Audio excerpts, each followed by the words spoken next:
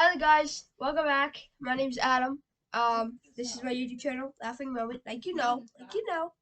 Uh, we're about almost at 360 videos, or at least almost at 355. We kind of are close. We have 50, maybe even less than 50 videos, so we hit exactly 400 videos. It's been a lit journey throughout the 7 months of my reading videos. I enjoy reading, so if you want to see any more, please like this video and subscribe. Got the hiccups. Anyway, today we are going to be reading Big Big Nate Lives It Up. So there you go. So we're gonna be reading Big Nate Lives It Up. It's by Lincoln Pierce. So throughout the other Big Nate books, I'm enjoying these. So if you guys want to see me finish all of these other Big Nate books that I have not finished in one day, I'm gonna try to do that, but I might not be able to. I'm just gonna say that out there in the fact might not be able to do videos all the time. Okay, like not end up doing all that stuff. I must have left them at work. Because I had things already. But yeah, but anyway. And I had them on yellow pieces of paper. We're gonna be done, guys. No, I can't find the yellow pieces of paper. Okay. We're gonna read this. All right. I don't want to waste any more you guys' time. But before we begin, at the end of this year, I have a big plan for the end of this year to tell you. The books is called an annual book award. What that is gonna be happening is I'm gonna choose my favorite books throughout the entire year, and you put them into a championship, into a tournament, and whoever can beat in a competition, competition, and you can never, beat in the competition wins. Whoever wins at the competition wins, and that book will be the book that will be the winner. And what happens is, if your favorite book, and if you choose, you have the option to choose what book you want to win. Now it's up to me, but you guys have to see what book you think I would decide. And if you're right, you get a free shout out in the next year. So this will happen in around December, close to January, because right in the new year, if you guys comment, any of the 20 people that subscribe to my YouTube channel, comment on that video, comment on any of my videos that says, something saying, all right, I guessed right, then you tell me. You have to comment down below which one you think would win. And if that one wins, you get a shout out, okay, guys? But yeah, anyway, be right back, everyone.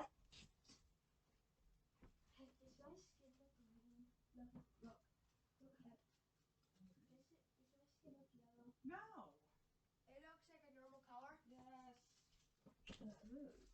Alright, guys, here we go. Big Nate Lives It Up, chapter 1 and 2 and 3. Because you gotta get this done. Chapter 1. I'm really getting sick of Amanda Courtblatt's obsession with horses, and in chapter 10, only a week before the big race, Wonderflakes comes up lame.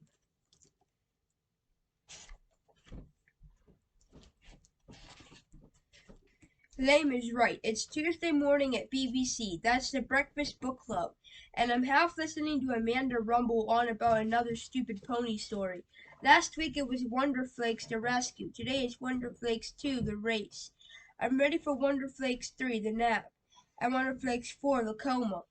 Teddy gives a snort that sounds, and this isn't his fault. It's just the way he gives a snort that sounds, and this isn't his fault. It's just the way he laughs, exactly like a horse doing a major lip flap.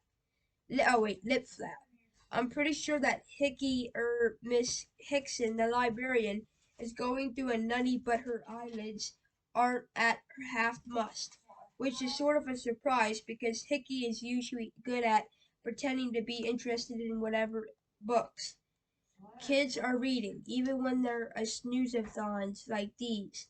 Elf Wars of Durthon, The Dragon's Bane Trilogy, Advanced Principles in Theoretical Mathematics, How to Speak for Better English, The Cheerleaders Club, Boyfriend Trouble, Depressing Love Poems That Don't Even Rhyme, not the real title but should be. I hate to read, I just here for the snacks. Save this code, you'll need it. Finally, Amanda wraps it up. Spoiler alert, Wonder Flakes wins the big race. We're all about to hear for head to homeroom when, hang on gang, I've got something to share with you. Uh-oh, duck and cover, everybody, unless it's food or money. I'm not a huge fan of teachers. Showing stuff, remember the time Coach John showed us his kidney stone collection? And this one almost killed me. Hickey pulls a small battered looking book from her desk drawer. It's about the size of a stack of detention slips. Ahem. Not that ever seen a detention slip. I discovered that the other day in school archives, she tells us. It was written by a student right here at PS 38. Okay, not exactly a move then not not not exactly a move the needle moment on the thrill meter. So some kid wrote a book, asked me if I care. Her name was Edna Birkdale, Hickey says, and then she just stands there smiling. In that annoying I'm waiting for a reaction way that teachers have. Wait, who? Edna. There's no Edna in school, never heard of her.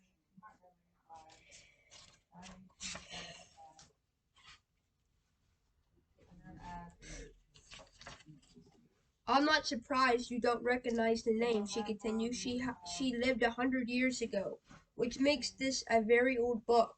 I thought the oldest thing around here was Mr. Galvin, Teddy whispers. FYI, Mr. Galvin's our science teacher. His wrinkles have wrinkles. I shouldn't call it a book, Hickey says, correcting herself. It's actually a series of journal entries about what PS 38 was like when it first opened. It had no library, no lunchroom, no library, no lunchroom. Easy, Chad. And no parking lot.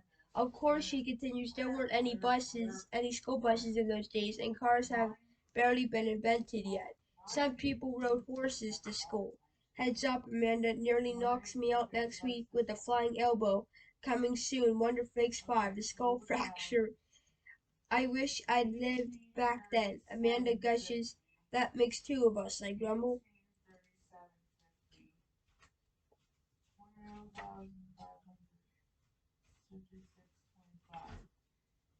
Hickey glances at the clock. Oops, we're out of time. Save those questions for our next meeting, and perhaps Edna's journal will have the answers. Francis is beaming as we bow out of the library. That journal sounds fascinating. To you, maybe. Yeah, Francis, you think celery's fascinating. For your information, celery happens to be one of nature's most versatile vegetables. He sniffs defensively. Besides, what's wrong with wanting to learn about somebody from the past? That's what you did. Hello, you did a whole project about Ben Franklin. That was different, I said. Ben Franklin was an inventor, a writer, a cartoonist. He was cool. Well, maybe Edna Birkdale will be cool too. Right, because nothing says cool like the name Edna. I have a great aunt named Edna. Chad pipes in. She had one tooth that smelled like math balls. That thank you for proving my point, Chad. Teddy chuckles. Well, I think I'll be fun. It'll be fun reading about PS 38 in the good old days. It's hysterical. That's Francis for you. He really is interested in history and salary and just about everything else. We all know he's one of the smartest kids in school, but he doesn't walk around advertising it. Francis facts. He can recite the names of all U.S. presidents in 20 seconds backwards. Hans Grant, Johnson, England, but I can't even say those backwards, bro. Like some people I know, and Mrs. Godfrey says my essay was the best she's ever read. See what I mean? Introducing the amazing Gina and her expanding ego. We get the point, Gina. You got a big brain and a mouth to match. She spots me and struts over. Nice job at BBC, doofus, she smirks. Duh, hey everybody, look what I'm reading. Another stupid comic book. I feel my ears start to burn. If you were half as smart as you say you are. Gina, you'd be different. You'd know the difference between a comic book and a graphic novel, but you're not, and you don't, so zip it. Nate, a word with you, please. I spin around, and suddenly I'm looking directly at a stomach the size of a large minivan. It's Principal Nicholas. The question is, which Principal Nicholas? 2576.25. Tender, being a middle school principal is the greatest job in the world, said Steve. These kids drive me crazy sometimes, but it's a good crazy. Extra crispy. Hey, I told you no running in the hallway. Well, he doesn't look like he's ready to kill me. That's a nice change of pace. Nate, we have a new student. Will you show him around the school? Help him make friends. Basically, be his buddy for the next few days. Why, sure. I will. Wonderful. Come to my office after homeroom. Now it's my turn to smirk. How about that, Gina? He could have asked you to show the new kid around, but he asked me. Congratulations, she sneers. He gave you a job that a trained monkey could do. Unfortunately, I'm fresh out of snappy monkey related comebacks, so all I can do is stand there like an idiot while Gina slithers off. Ignore her, Nate, says a familiar voice. Principal Nicholas only asks nice people to be buddies with new kids. That leaves her out. Haha, good one, Dee Dee. Gina may be president of the debate team, but Dee Dee always seems to get the last word. Want to know her secret? She never stops talking. So, who's the new kid? Dee Dee finally asked after babbling for several minutes about, sorry, I wasn't really listening. No idea, I told her. I just hope it's somebody good, you know. The new thing about being the buddy to a new friend, when it goes well, it goes really well. Like when I showed Teddy around after he moved here. We were best friends in no time. But when it goes bad, that's when you end up with a list like this. You not. I kid you not. PS38, new kid, disasters, Lord Dumphy, not a real positive person. This school stinks compared to my old school. I hate it here. I hate you all. Monkey Mooch McDonald, don't sit near me. Don't sit near him during lunch. That looks good. You gonna finish that? I'll finish it. Can I have a bite? Just a bite? Kim Cressley, she's not a disaster to anyone else. Just me. Walk me home from school or I'll break your kneecaps. K. After homeroom, I scout down to the office to meet the new kid. It's a little weird. I don't know his name, what he looks like, or anything about him, but I'm supposed to be his buddy. Well, hello, Nate. Hi, Mrs. Shopowski. You must be here for Breckenridge, she says. Breckenridge? What's that? Principal Nicholas swings open his office door and waves me inside. He's not a what, Nate? He's a who. Meet your new classmate, Nate Wright. This is Breckenbridge Puffing Puffington the third. Wow, that's quite a name. The kid gives a timid little wave. Frankly, he looks ready to wet his pants. Guess it's up to me to get this party started. Hi, I say, reaching to shake his hand. He's got a grip. He's got a grip like a limp noodle. I feel a faint glimmer of recognition. Something about Breckenridge Puffington the third seems familiar. Or does it? Have I met this kid before? Chapter 2. I'd say this looks like the beginning of a beautiful friendship. Principal Nicholas announces happily as Breckenridge and I leave the office. Don't you agree, Mrs. Shopowski? Absolutely. They'll be pals before you know it. Pals? I don't think so. I'm not getting a real pal vibe here. I like my friends to have a little thing called personality. So far, this kid's about exciting as a table of contents. If I have met him before. It's no wonder I can't remember him. But I'm supposed to show him the ropes, right? Well, the first period bell is about to ring, so I better let him know what he's in for. Brace yourself for Mrs. Godfrey. Who's that? He asks. His voice is half squeaky, half whiny. It's Squinny. She's the social studies teacher, I tell him. I dig into my notebook and pull out a wad of papers. This will teach you everything you need to know. A day in the life of Mrs. Godfrey. Early one morning. Ah, time for another day of tormenting children. A breakfast of coffee, sardines, and raw onions gives my breath a special quality. Munch, munch, slurp, slop, nerf.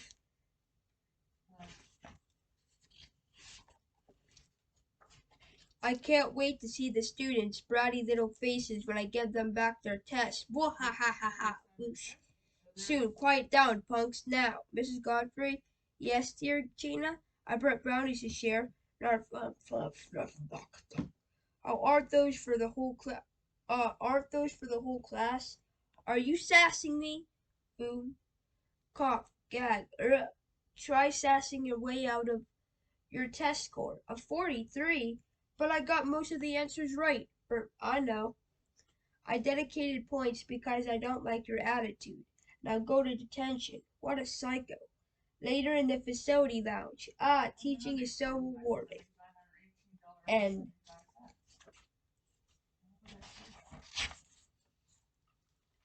Breckenridge's face turns copy paper white, and he was already pretty pasty to begin with. Is this what she actually is like? He stammers. I nod. Oh yeah, my comics are famous for their gritty realism. Well, hello, you must be Breckenridge Puffington III. A few kids snicker. Hey, can you blame them? It is a pretty goofy name. It makes him sound more like a prince than a person. Introducing His Royal Highness, Lord Wuzzy Pants of Dweebanny. I don't even know how you say that. I don't know. Mrs. Godfrey smiling at Breckenridge from ear to ear, which in her case is a pretty long trip. She doesn't break that out for anyone. That's her Gina smile. Welcome to PS38. Let me show you to your desk. I get it. The new kid's a newbie, so she's putting on an act right now. She's all gumdrops and candy canes, but give it time, and Mrs. Godzilla will show her face. Mrs. Godfrey facts. She hands out more detention slips than all of the other teachers combined.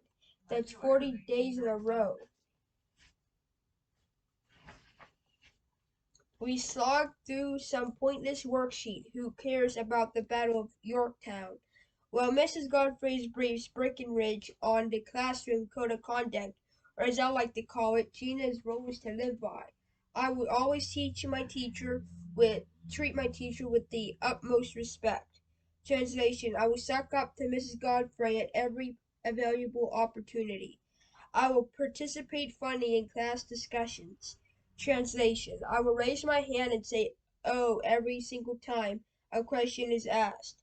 I will use an appropriate tone of voice at all times. Translation: I will not yell in class, only Mrs. Godfrey yells in class.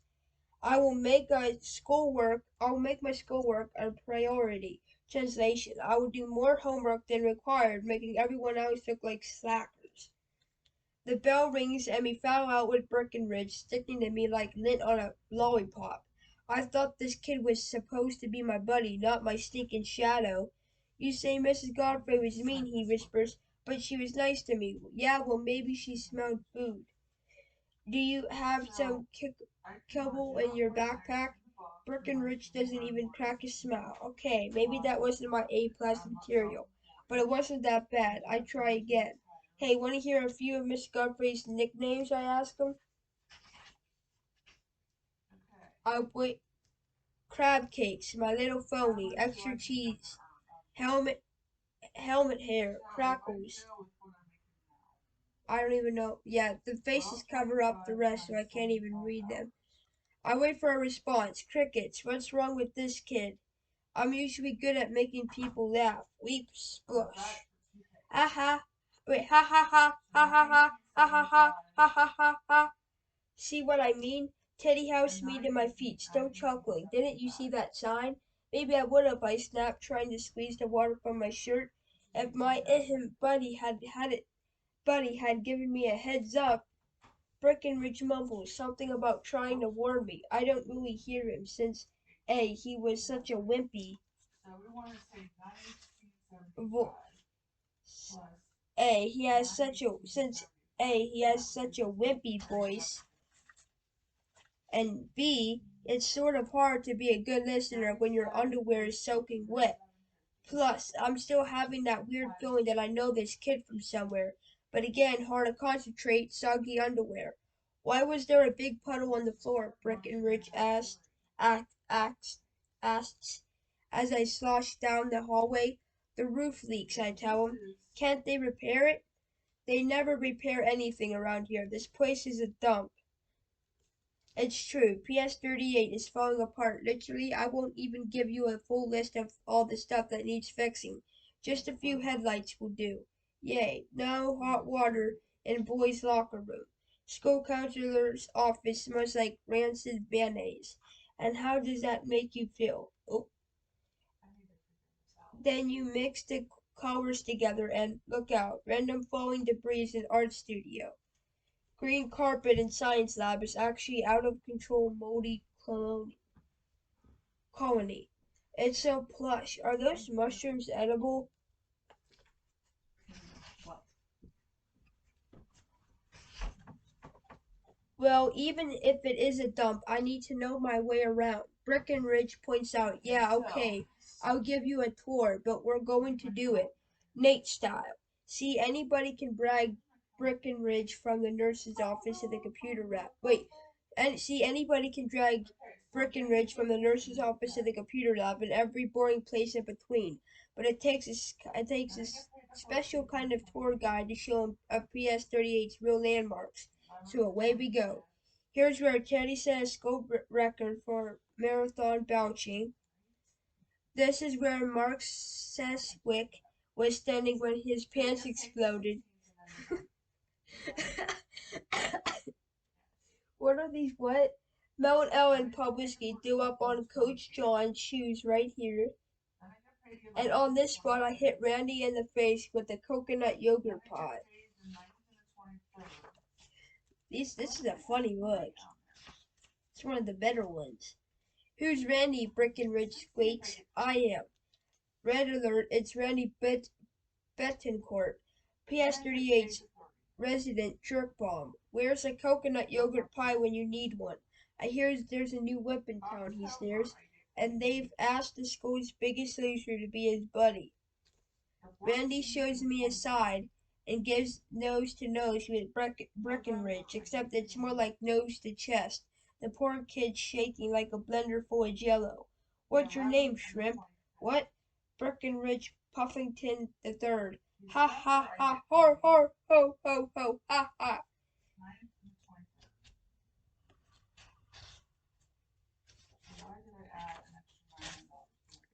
I saw this coming. Breckenridge isn't just new. He's new, dorky, and has a name that sounds like a British boarding school. The poor kid's fresh meat. Come on, guys, Randy Krause. Let's give Puff Boy here an official welcome to PS38. Why don't we show him one of our beautiful toilets? I look around helplessly. It never fails. Randy and his gang start grooming it up, and there's not a teacher in sight. Unless somebody steps up and does something, Breckenridge is going to get swirled. Yeah, I know I don't even like the kid, and there's only one of me against a couple tons of them. So why should I risk my neck for Breckenridge Puffington the Third? Because that's what buddies are supposed to do. That's it for chapter 1 and 2. I am going to see. Wait, how long is this? I want to know.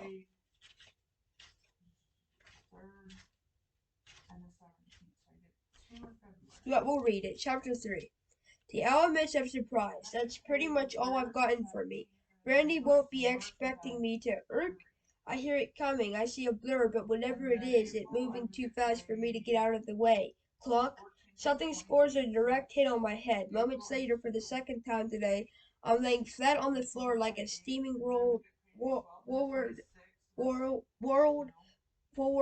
squirrel. I blink hard and look around. J- what just what just clobbered me?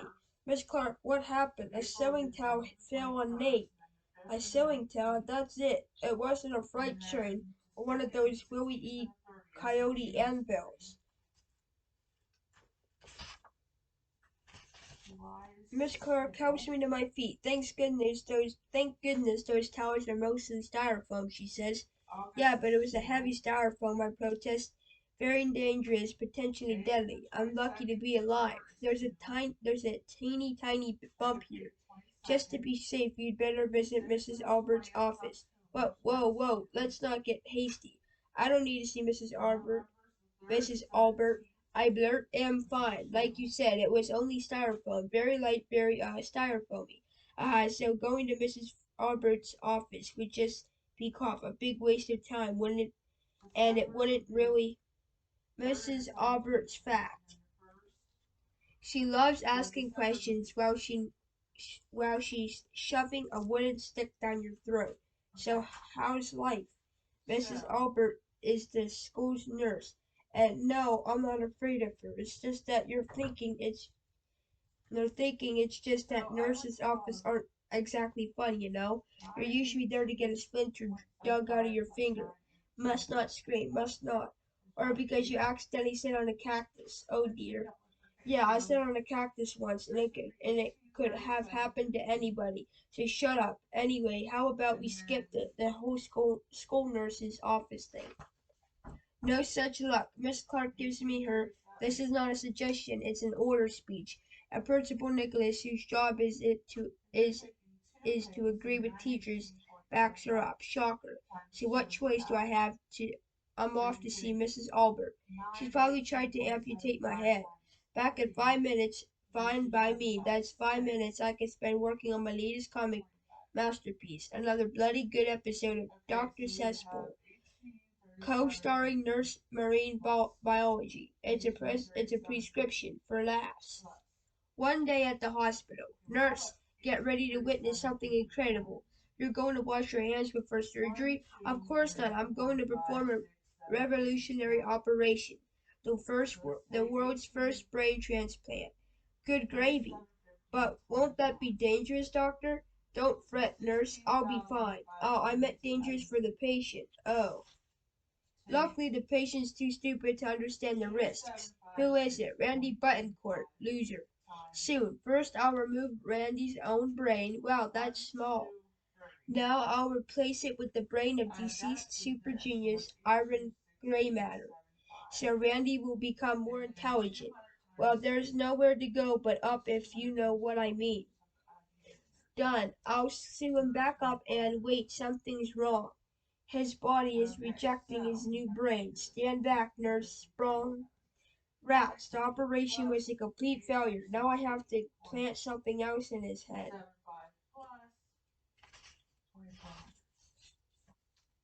Another brain doctor? No, I'm all out of brains. No comment. Haha. The answer is right here in the hospital cafeteria. A piece of hamburger. It's almost exact a replica of his original brain. And so, success. His body didn't reject the hamburger. He wakes up. Randy, you're officially a meathead. What else is new? The end.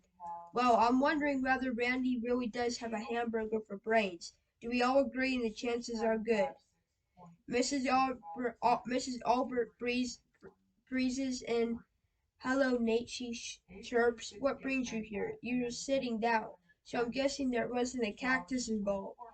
Hilarious. Don't you love it when adults remind you of stuff you'd like to forget ever happened? My dad's the king of that. Remember when you were 3, you asked Santa for a pink tricycle?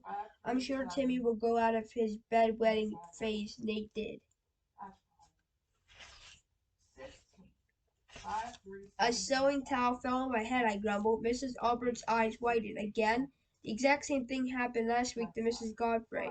Aha, said a familiar voice. I always knew you and Mrs. Godfrey had a lot in common. Zip it, guys, I muttered. Nobody knows better than Francis and Teddy that comparing me to Mrs. Godfrey gives me an instant case of the dry heaves. You've had quite a morning, champ, Teddy crows. First the wet floors gives you the slip, and then the sewing attacks you. Yep, tisk. Mrs. Alberts sighs as she examines the lump on my melon. This school is a wreck. What PS38 needs is a little TLC, tender, loving care. That's what TLC stands for. Now that's ironic, a speech about TLC from a woman with hands like sledgehammers. Hold up. Ow! Hold still, child. Mrs. Albert, Francis asked at the school's lunch a wreck. At the school's lunch, at the school such a wreck. Why don't they fix it up, she says, finishing his question. They'd like to believe me, but repairs cost money. If they gave this place a little facelift, they wouldn't have anything left to pay the teachers. And the downside is I cracked Teddy's Snickers.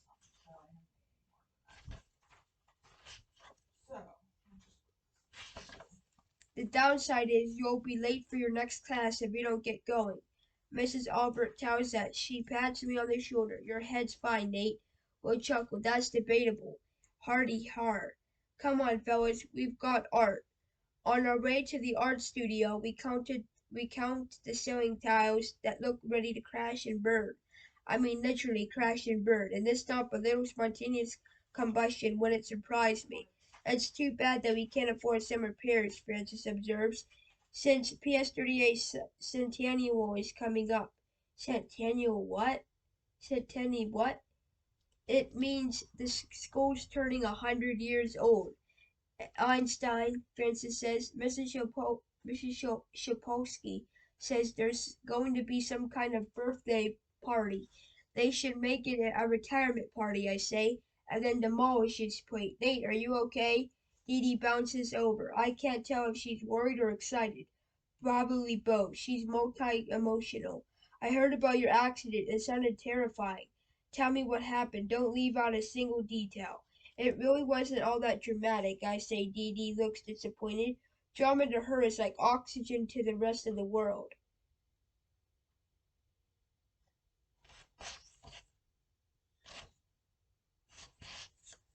Wait a second, I add. Actually, there was one sort of memorable part of the whole thing. That tile saved the new kid from Randy's tour. I tell them about Randy's gang roughing up a Breckenridge and how a crowd gathered when the tell nailed me.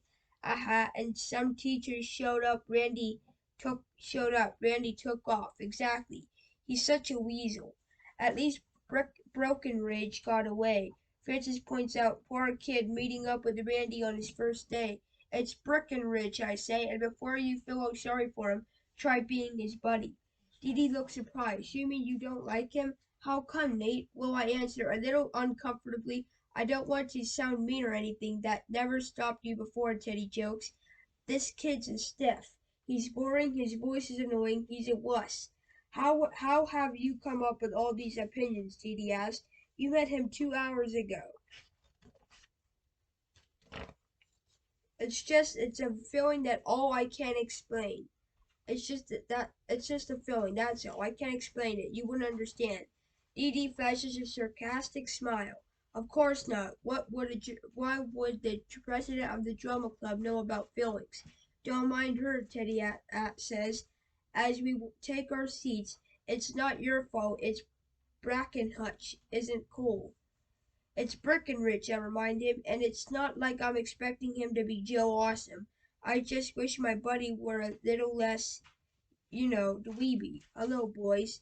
It's Mr. Rosa, and he's not alone. Nate, Teddy, Francis. Have you met our new student, Breckenridge Puffington III? I open my mouth to answer, but Breckenridge beats me to it. Yes, we've met it. We've met, he squeaks as he pushes a stool up to our table. In fact, Nate's my best friend. That's it for chapters 1, 2, and 3. I see you all later on today with another installment. Bye.